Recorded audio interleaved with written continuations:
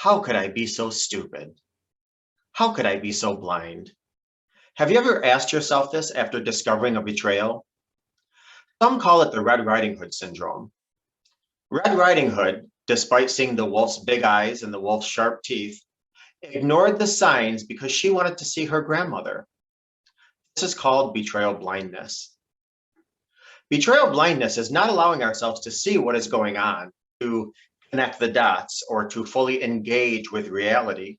Because if we did, the information would threaten the relationship with the person we love the most and is most important to us.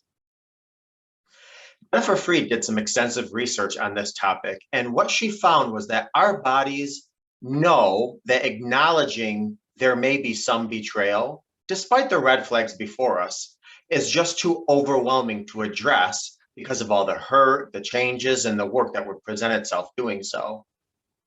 Whatever the threatening information may be, we can't let ourselves know about it because it would create such chaos, such terror, such pain, hurt, and confusion that we might feel like we won't survive it emotionally or psychologically.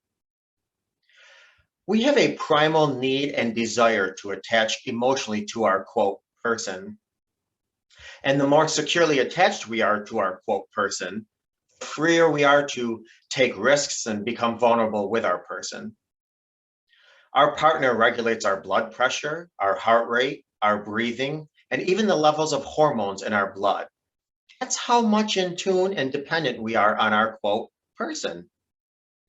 Because of this deep connection, betrayal blindness is not a conscious choice, rather an instinctual survival response that unconsciously kicks in.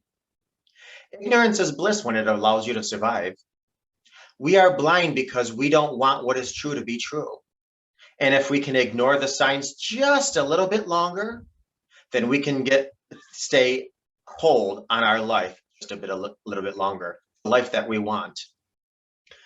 Saying love is blind is true because there are other areas in our life outside of intimate and romantic relationships where if something was off, you would feel much more in tune with your gut. But when it comes to intimate betrayal, you're completely caught off guard. We make tons of excuses for love. You ever hear the saying, love covers a multitude of sins? When I discovered my quote person had betrayed me, I reflected back on all the signs and red flags that I ignored or excused away. Now I know I wasn't blind, and now I know I wasn't stupid. That was my body's adaptive mechanism to protect me. Now, mechanisms are great, but knowledge is powerful. So as Maya Angelou once said, now that I know better, I'll do better. So in the future, if my gut is nudging me, I'll be sure and ask myself, if I were to face this issue, what would change for me? What scares me about facing this issue? What would I personally lose if I were to feel or realize this were true?